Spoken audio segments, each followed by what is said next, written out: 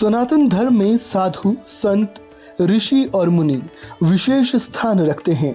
गुरु शिष्य की परंपरा प्राचीन काल से चली आ रही है, जो मानव जाति के कल्याण के लिए समय समय पर ग्रंथों और अनेक तरह की कृतियों की रचना कर मनुष्य को सद्मार्ग दिखाती है।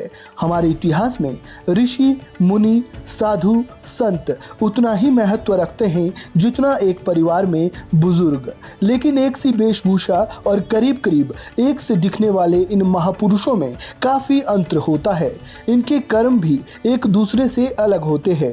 अगर आप भी इनके बीच के अंतर के बारे में नहीं जानते तो इस वीडियो के साथ अंत तक बने रहें। आपके सारे सवालों के जवाब आपको मिल जाएंगे। सबसे पहले बात करते हैं ऋषि की। ऋषि उन्हें कहा जाता है जिन्होंने वैदिक रचनाओं का निर्माण किया था। उन्हें कठोर तपस्या के बाद ये उपाधि प्राप्त हुई। ऋषि क्रोध, लोभ, मोह, माया, अहंकार और ईर्ष्या से कोसों दूर होते हैं।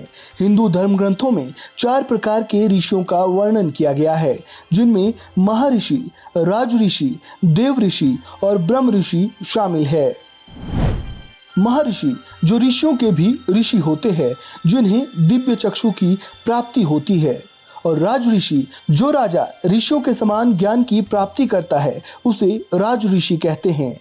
देव ऋषि, अगर कोई देवता बहुत ज्यादा ज्ञान प्राप्त करता है तो उसे देव ऋषि कहा जाता है, जैसे देव ऋषि नारद।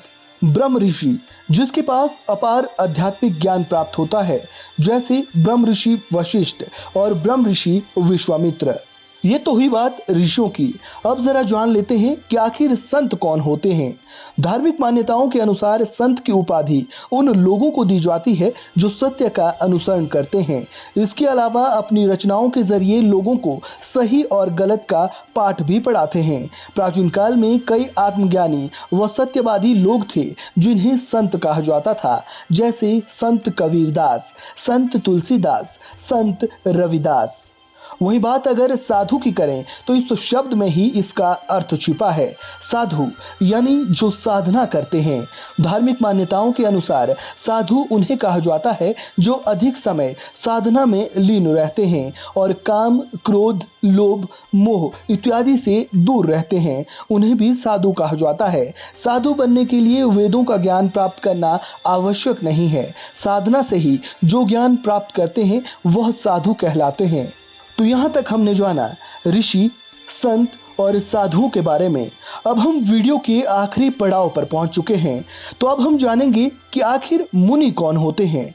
अगर मुनि की बात करें तो मुनि ऐसे लोगों को कहा जाता है जिन्हें वेदों और धार्मिक ग्रंथों का ज्ञान होता है। मुनि अधिकतर कम बोलते हैं या मौन धारण किए होते हैं। ये भी कहा जा सकता है कि जो ऋषि कठोर तपस्या करने के बाद मौन धारण करते हैं उन्हें मुनि कहा जाता है या उन्हें मुनि की उपाधि दी जाती है। तो ये था ऋषि, मुनि, साधु और संत में अंतर। इस वीडियो में फिलहाल इतना ही। आपको जानकारी कैसी लगी कमेंट बॉक्स में अपनी राय ज़रूर दें और इसी तरह की मज़ेदार और रोचक जानकारियों के लिए वन इंडिया को सब्सक्राइब करना बिल्कुल ना भूलें।